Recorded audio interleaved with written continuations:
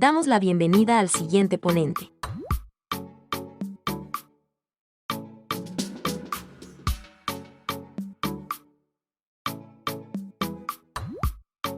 Doctor Juan Emiliano Márquez Ramírez. Con el tema, resultados de biopsia de nódulos pulmonares post-COVID-19. Hola, buen día a todos. Continuamos con los temas del Congreso. Vamos a presentar el siguiente tema, no sin antes agradecer al comité organizador por la invitación a participar nuevamente en este fabuloso Congreso. Es un gusto para mí poder estar compartiendo las charlas con amigos y con maestros. Vamos a dar el tema que a continuación voy a dar. Se trata de biopsias de nódulos pulmonares o masas pulmonares, un análisis de resultados en época de COVID. Bien, empecemos con el primer caso.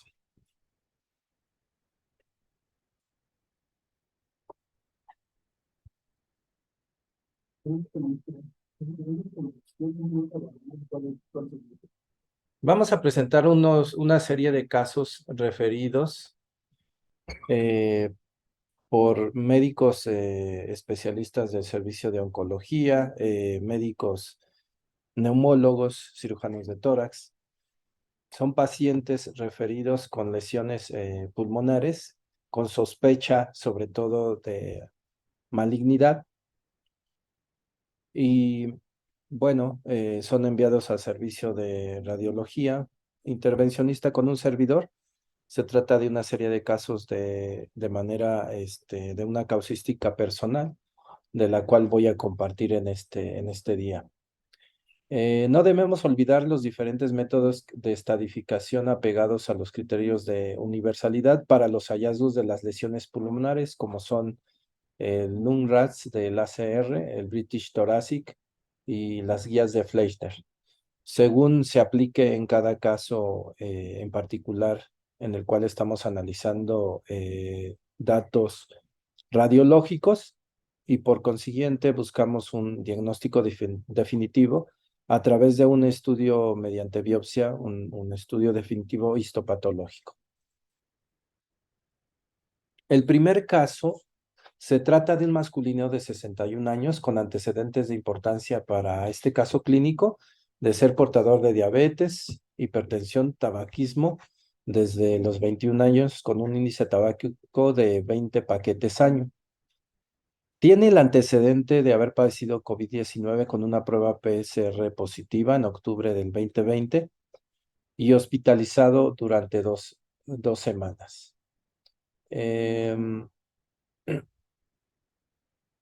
Requirió manejo ventilatorio avanzado, que también requirió manejo con antiinflamatorios, como ustedes saben, esteroides, cefalosporinas de cuarta generación, y estuvo hospitalizado durante 2 semanas y posteriormente dado de alta sin ninguna complicación. Únicamente se refiere que se le indicó rehabilitación pulmonar y continuar completando esquemas de antibióticos.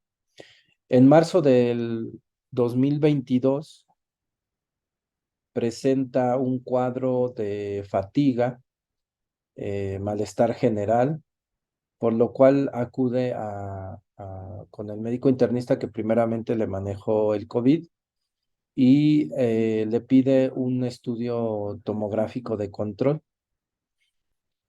en donde se observa una masa pulmonar de 4.5 centímetros en el segmento basal lateral del lóbulo inferior del pulmón derecho, de bordes espiculados y que evidentemente hace sospechar una neoplasia.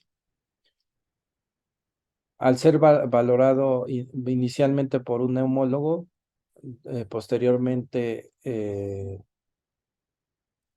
solicita una valoración por oncología, y el oncólogo solicita un PET-CT, donde observamos pues una imagen con actividad metabólica en el mismo sitio referido de la lesión, por lo cual el doctor me llama por teléfono y me avisa que va a enviar al paciente. Se realiza la valoración y programamos la biopsia, la cual fue en una semana posterior a la valoración. Y al momento de realizar la planeación con el paciente en decúbito prono, observamos que la lesión modifica su aspecto y tamaño, observando su forma ahora como si fuera un lente biconvexo, con un área sólida central y un área hipodensa líquida periférica subpleural. Ante estos hallazgos, pues hablamos con el oncólogo sobre el mismo, sobre el cambio de la morfología de la lesión. Y pues bueno, en conjunto decidimos tomar la muestra de la biopsia, no sin antes discutir el caso. Yo le comenté que me parecía más un proceso de tipo infeccioso y el doctor me comentaba que pudiera ser una zona de necrosis, por lo que, bueno, habitualmente nosotros vemos una zona central de necrosis con una periferia sólida. En este caso, la zona subpleural era la zona hipodensa líquida y la zona central en la parte sólida de la lesión. Sin embargo, sin más preámbulos a la discusión o a los criterios tanto oncológicos como radiológicos, pues decidimos tomar la biopsia. Primeramente realizamos la punción con una aguja coaxial. Se obtiene material líquido turbio amarillo fétido, cuyo diagnóstico citológico fue material fibrino purulento con gran cantidad de células inflamatorias asociadas a bacterias, gram positivos. La morfología de las bacterias es compatible con Staphylococcus aureus. De igual forma, se toma biopsia para Trucut de la parte sólida de la lesión, cuyo diagnóstico es neumonía fibrinosa abscedada asociada con bacterias gram positivas. Este es nuestro primer caso en el cual, pues evidentemente nos enviaron para descartar una probable tumoración maligna y pues resultó un proceso infeccioso. El segundo caso se trata de una femenina de 62 años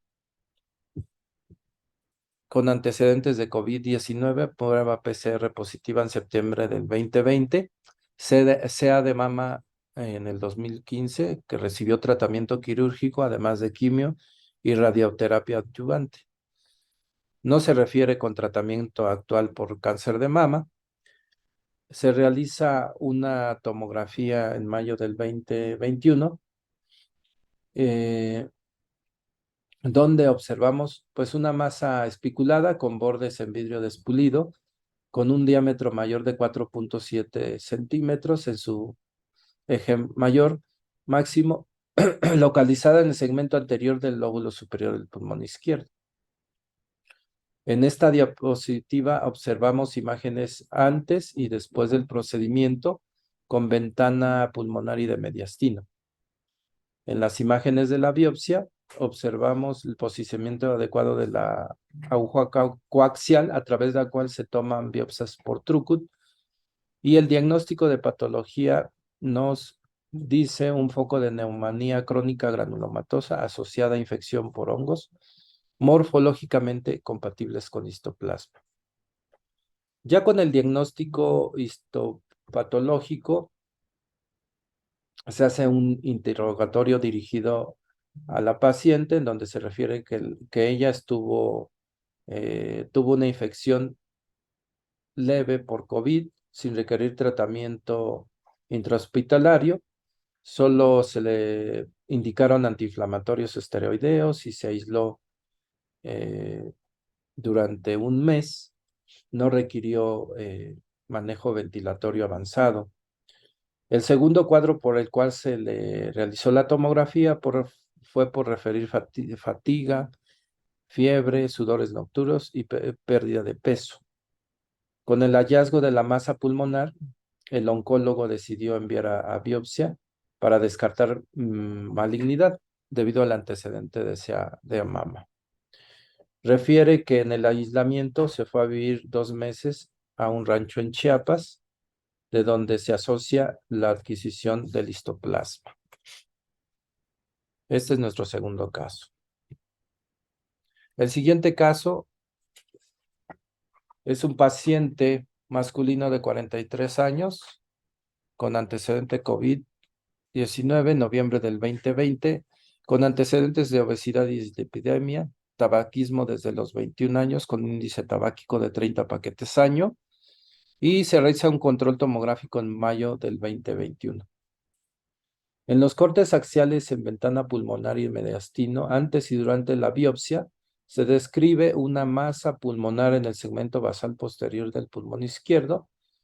Se observa el posicionamiento de la aguja coaxial a través de la cual se toma la biopsia por Trucut, en donde el reporte de patología es de una neumonía asociada a infección por hongos morfológicamente compatibles con Aspergillus.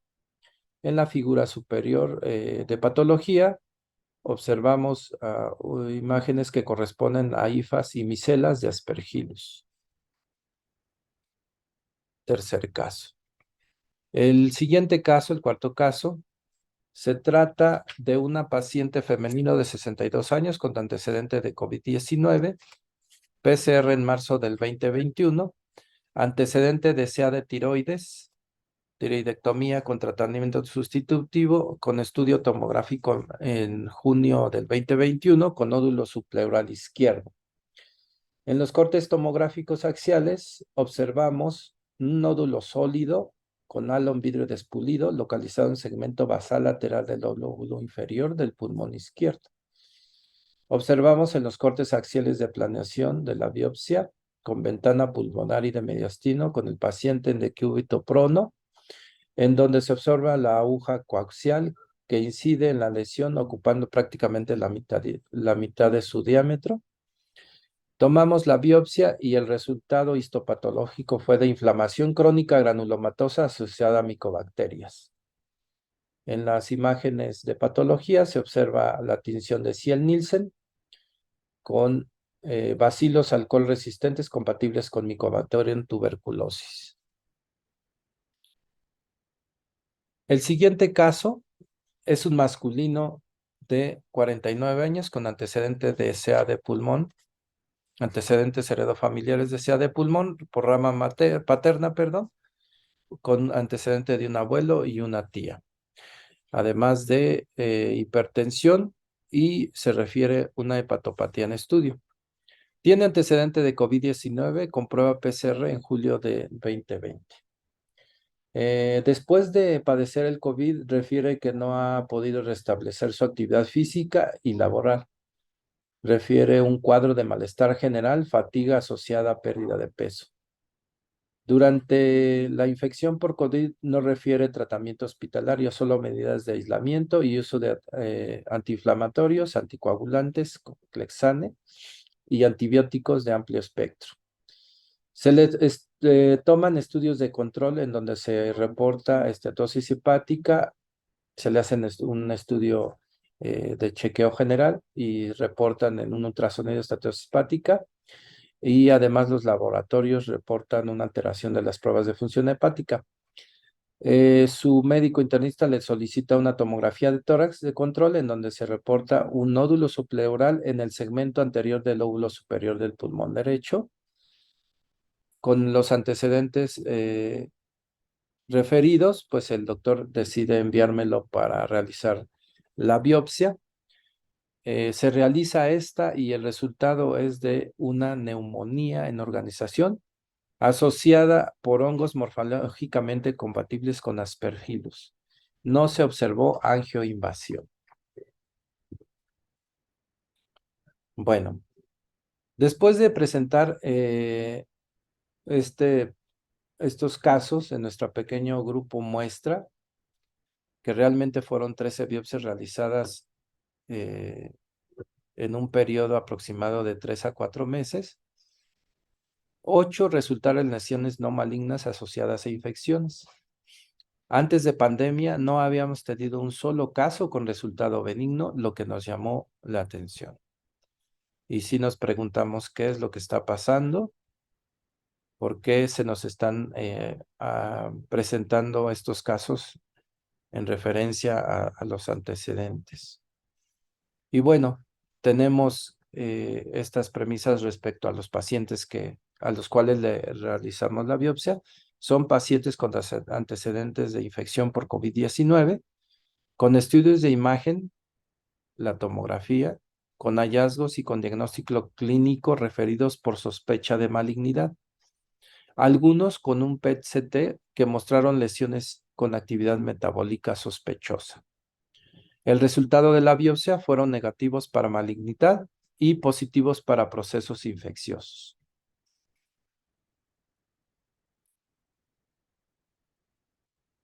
Observamos que las biopsias de lesiones pulmonares con resultados positivos para infecciones, negativos para malignidad, tenían el común del antecedente de la infección por COVID, por lo que buscamos en la literatura universal si existían casos similares, y lo que encontramos fueron diferentes artículos donde se hacen referencia de este mismo fenómeno.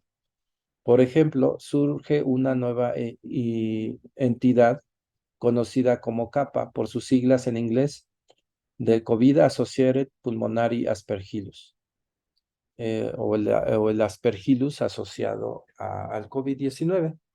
En las primeras publicaciones se encuentra una con 9 pacientes en Francia, que corresponde a 9 de 27 pacientes, que corresponde al 33%. Otra publicación con 5 pacientes en Alemania de 19, que corresponde al 26%, y otra de Bolonia, Italia, un estudio retrospectivo con más pacientes, donde observamos 30 pacientes de 108 que correspondieron 27% con el diagnóstico de Aspergillus. A lo largo de la pandemia, la evaluación de las coinfecciones bacterianas en pacientes con COVID, se encontró que los organismos más prevalentes son el Staphylococcus aureus, Staphylococcus epidermidis, Haemophilus influenza, Streptococo, E. coli y Klebsiella pneumoniae. En los artículos revisados se hace referencia a factores que influyen mucho como factores de mayor riesgo de coinfección por hongos y bacterias, en este caso oportunistas, que son, entre otros, los tratamientos con corticosteroides para inmunomodular la respuesta inflamatoria severa del COVID-19, descuida la inmunidad contra los hongos y bacterias, alterando este sistema de defensa contra estos órganos oportunistas. El virus del COVID-19 causa linfocitopenia, que debido al daño del citoplasma y producción de apoptosis de linfocitos T, CD4 y CD8, como sabemos, los linfocitos son una línea de defensa importante contra infecciones por hongos. En el COVID-19 esta línea de defensa pues está disminuida.